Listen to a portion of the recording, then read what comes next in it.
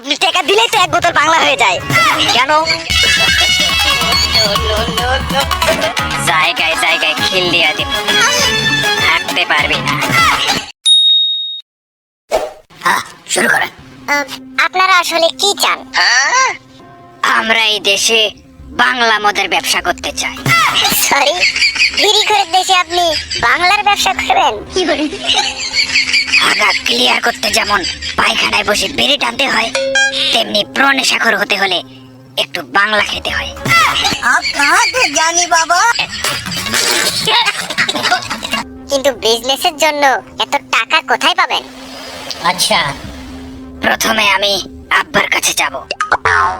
আপনারে কতবার বলছি 500 টাকা দেন, তা তো করবেন না। আপনি টাকা দিলেই তো এক বোতল বাংলা হয়ে যায়।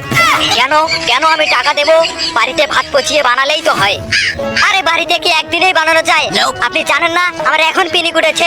পিনিক উঠলে কি মাথা মধ্যে ঠিক থাকে? বিচি মাথায় উঠে গেছে। কেন আমার কি পিনিক ওঠেনি? আমার কি বিচি মাথায় উঠেছিল? ওই হাঙ্গি নাতিরে যে কেমনে বোঝাই।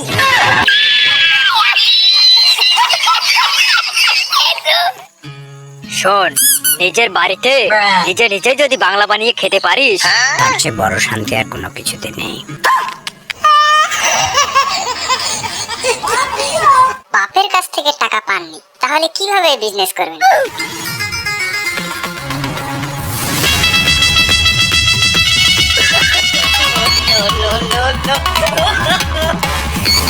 এই যে জিনিয়াস, তার মানে হলো ও বাংলাদেশ ব্যাংক থেকে সব বিড়ি সিগারেট লুট করলো, তারপর বাংলাদেশেই বাংলার ব্যবসা শুরু করলো। সাব্বাস বেটা।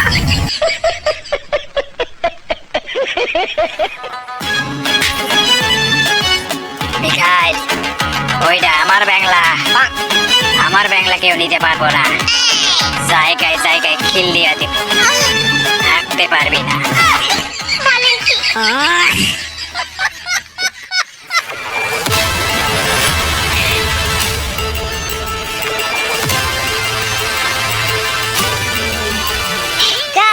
ভিডিওটি কেমন লাগলো বললে না তো? ফটাফট কমেন্টে জানাও ভিডিওটি কেমন লাগলো। যদি ভালো লেগে থাকে তাহলে অবশ্যই একটা লাইক দিয়ে দাও। এরকম ভিডিও যদি আরো পেতে চাও তাহলে অবশ্যই চ্যানেলটি সাবস্ক্রাইব করে পাশে থাকা বেল আইকনটি অল প্রেস করে দাও। ভিডিওটি ছিল মূলত তাণ্ডব মুভি নিয়ে।